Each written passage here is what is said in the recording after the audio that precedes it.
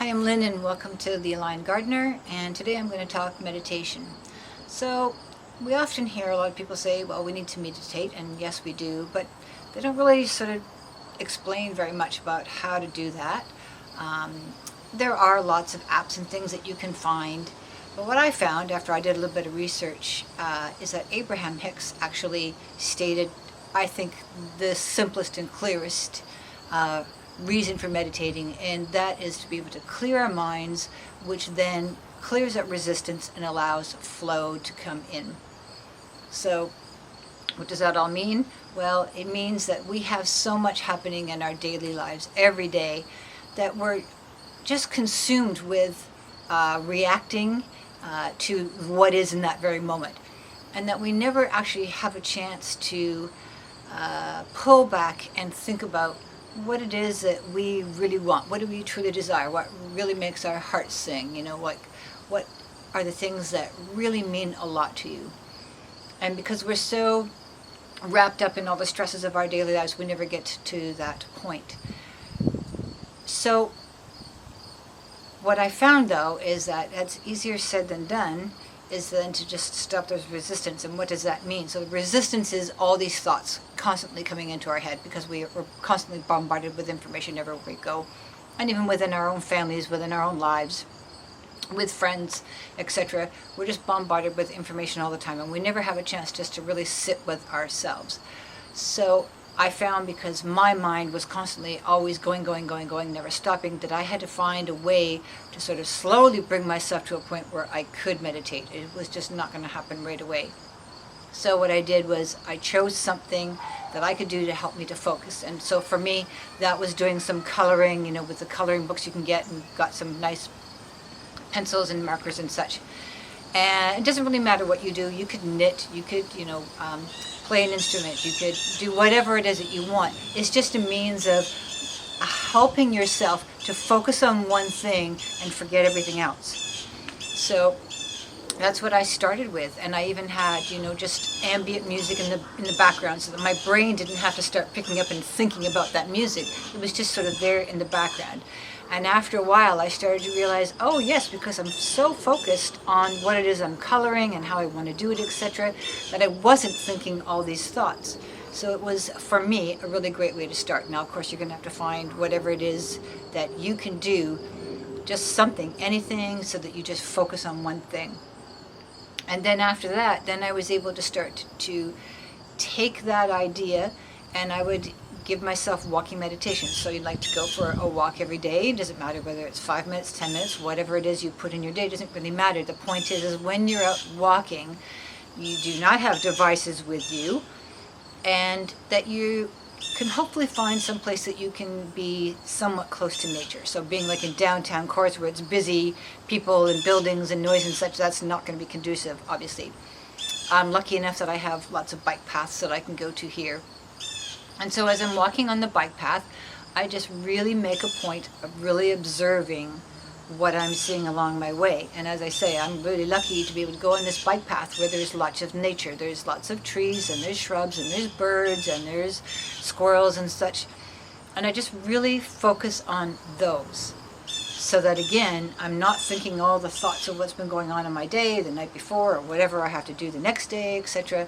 I'm able just to focus on that. And I try to look at these things without even judging, oh, is this good, is that bad, blah, blah, blah. I'm just trying to look at it. And then I was able to start do that because the summer has been fairly nice to be able to go out on bike rides. I was able to do the same thing during my bike ride, is to be able to go on a bike path or wherever where I didn't have to be thinking about, oh my God, a car's going to hit me. So I want to be somewhere where, it's safe. So as I'm biking along, I can just really enjoy looking at the scenery around me. And again, that's going to be nature. So that I can just really enjoy that ride. I'm not thinking about how fast am I going and where am I getting to. I'm just enjoying being in the journey of that bike ride. And that's what's really important. Then, once I was able to do that, then I could start to sit and find some place. Now, I'm lucky enough, I have a backyard, I have bike paths, I've got parks close to me. Hopefully you can find something somewhere, and if not, then maybe even just a space within your home, some place that you feel really comfortable and relaxed, you feel safe, etc. that you can be in, and find something again that maybe you can focus on. For some people, they like to watch a flame from a candle. Maybe you have a little water fountain in your house. Whatever it is, you want to just learn to focus on that and let your mind focus on that for as long as it wants to. And then it'll find something else. Once there's no longer sort of information that it wants to take in about that, then it'll start to focus on something else, and that's okay. Then I would focus on that for a while. So when I've come outside, I'll find something to look at, even as simple as, leaves on shrubs or on a tree, or I'm on a bike path close to some water and I can just sit and just watch the water. So I'm taking my focus and I'm putting it on that one thing. So what that does is it allows all these extraneous thoughts, the resistance, the blocks, to go away and allow free flow. So now this means that my subconscious or higher self is actually then finally able to come through and perhaps give some message or information, or allow you to think about what it is that you really want, like what makes your heart sing. And this is what I think is so important, especially right now. There's a lot going out in the outer world, and our inner world and our outer world, our interior of us and our exterior are not matching up. And so people will often say, well, I'm not getting the things that I desire. I'm not getting what I'm, really trying to focus on. And because those things are just meshing, your inner deepest part of you hopefully knows what it is you want. And if you don't, then that's what the meditation is going to do, is going to help you to find that. But the problem is it's not meshing with the exterior world. So you need to be able to find what it is, who you really are in the inside world, and then start to exude that into your outer exterior world so they can start to balance and line up. And that also helps us to learn some patience. It helps us to be able to not react to every single thing that happens over a course of a day.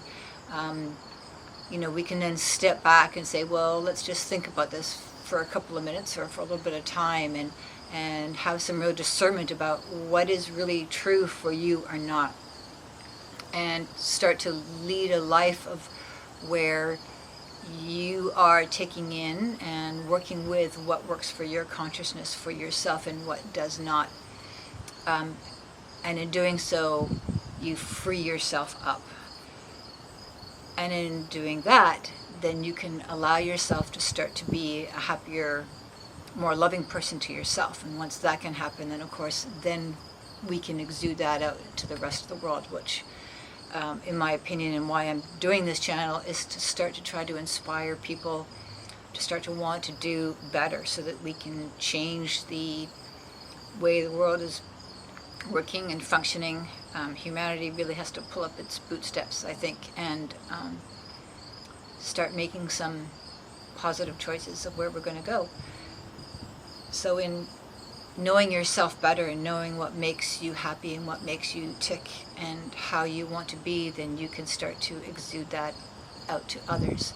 And then it just becomes this lovely ripple effect that just kind of goes out. So that's my goal. And as I continue to do talks in this particular section of my video about meditation, I'm going to talk about other things that I come across in readings that I think that are really interesting. They might just be really interesting thoughts that somebody has written about nature, about gardening, etc. And they might be just little snippets of sentences, but they are often very profound that in reading, you just sort of skip past them again, just going that fast forward and not even taking the time to stop and think.